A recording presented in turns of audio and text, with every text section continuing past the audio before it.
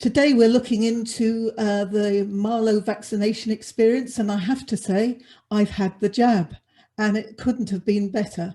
So I have to congratulate my guest today, Olivier Picard, for the supreme way it was all organised, and the facilities at Softcat are perfect, aren't they?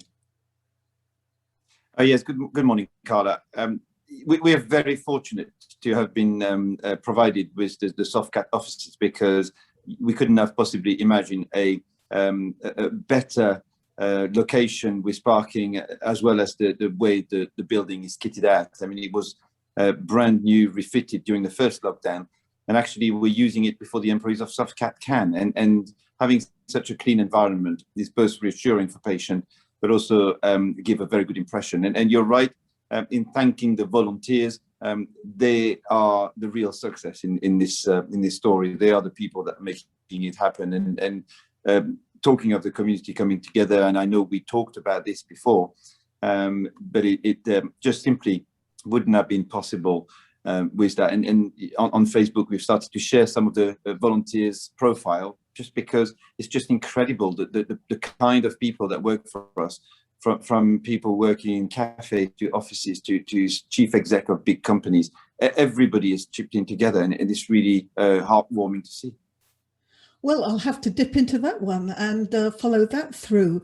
And you've had famous people down there, where we're all masked up and pretty anonymous, but one person actually tweeted about it, and you got some big publicity. It was Lorraine Kelly, wasn't it, from TV? Yes, I mean, obviously we can't really share anything that happens at the centre. However, Lorraine did come to the centre and was quite vocal about it, and she did go on Twitter, so we are able to say that, because she publicly, in her show, Lorraine on the Monday morning, congratulated all the volunteers at Softcat at Globe Park, Marlow. And yeah, she gave us a very brief moment of fame as in the Ant and Dec Saturday night takeaway television show. A question was asked about Lorraine Kelly tweeting about her vaccination when she showed her card on her Twitter account. And surprised to many, her name is actually not Lorraine Kelly. Now, I can't tell you any more about it. I'm sure you could find it on Twitter.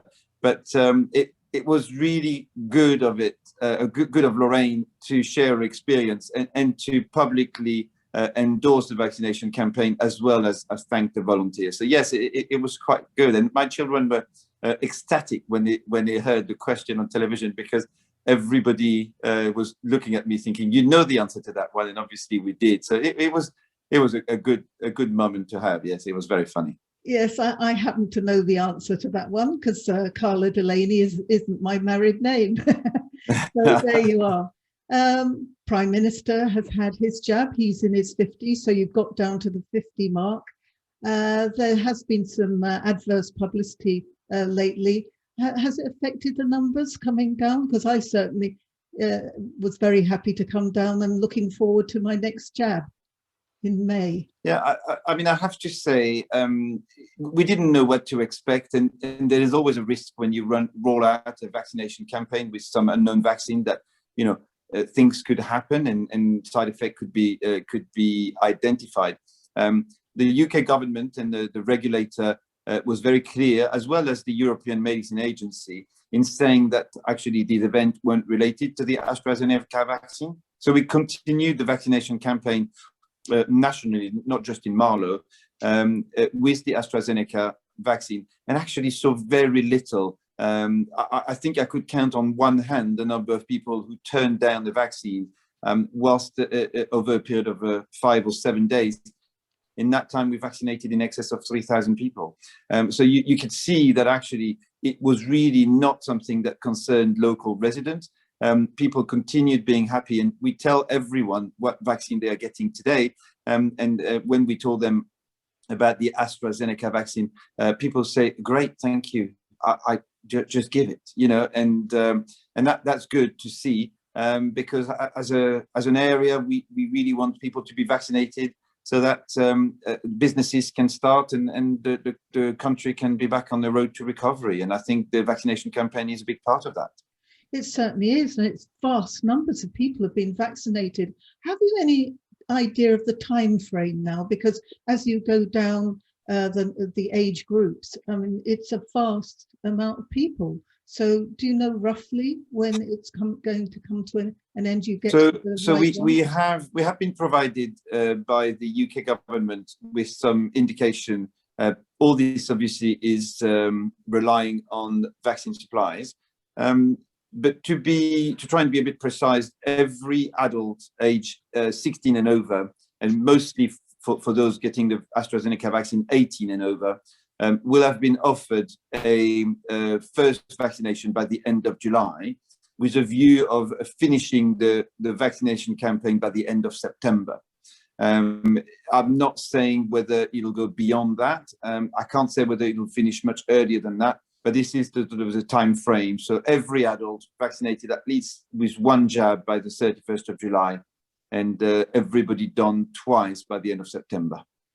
Now, I'm expecting to have my second jab in May. My husband earlier, he went to Wickham to have his under the doctor's surgery invitation.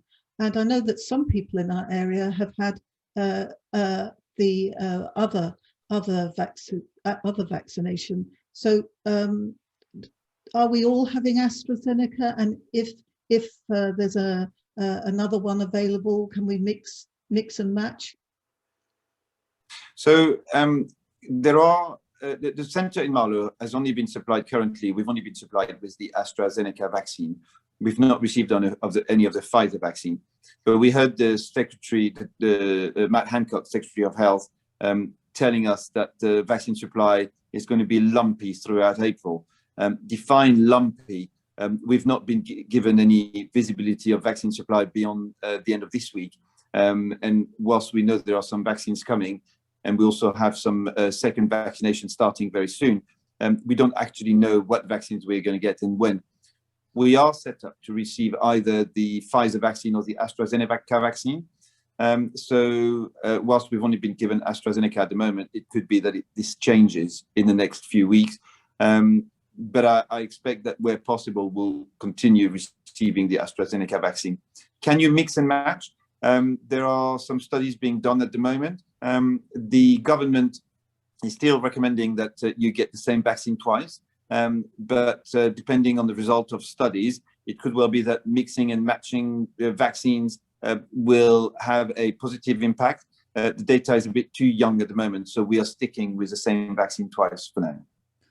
Now, when I discovered the Softcat building, I mean, it's marvellous. It's a big double-fronted building, and clearly in normal times, it's packed with people.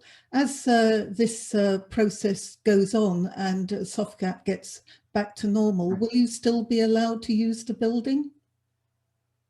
Yeah, so that's an excellent question. And we've been asked many people, will you still be here in 12 weeks' time? The answer to that is yes.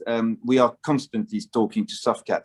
And I have to say, Softcat have been immensely supportive of this. And they are, the directors of Softcat are willing to see this through. We currently have the building until the end of June, but we have just been informed by Softcat that they are willing to extend that up to the end of September, because on the NHS England information that I gave you just earlier, if we can finish the job and vaccinate every adult in the area to get back to normal, then we need to be able to continue until into the summer months.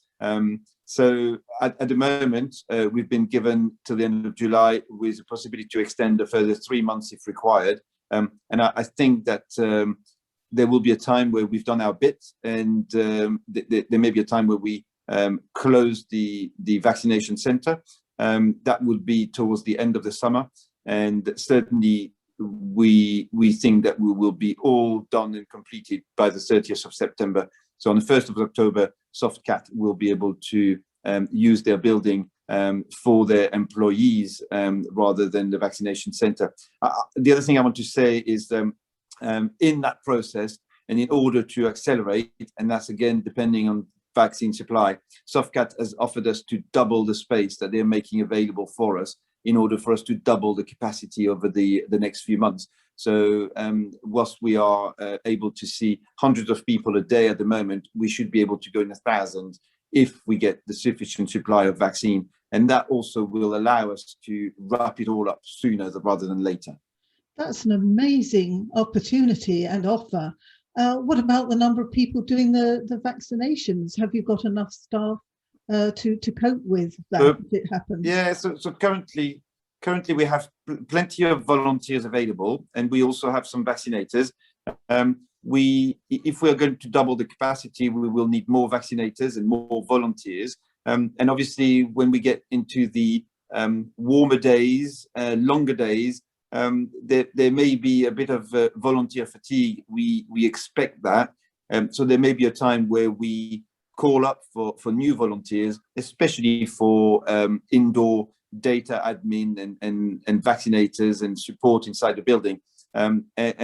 Should we need any extra volunteers, we will put a note on our Facebook page with a link to register for volunteers, because we are contacted quite almost on a weekly basis with people saying, I'd like to help, I'd like to help, I'd like to help. And whilst we don't need to anymore at the moment, I think sometimes in the summer months we will need extra people to help us at the centre, including vaccinators. So it's a constant evolving picture, and we know that the area will continue to support the vaccination campaign to see this through.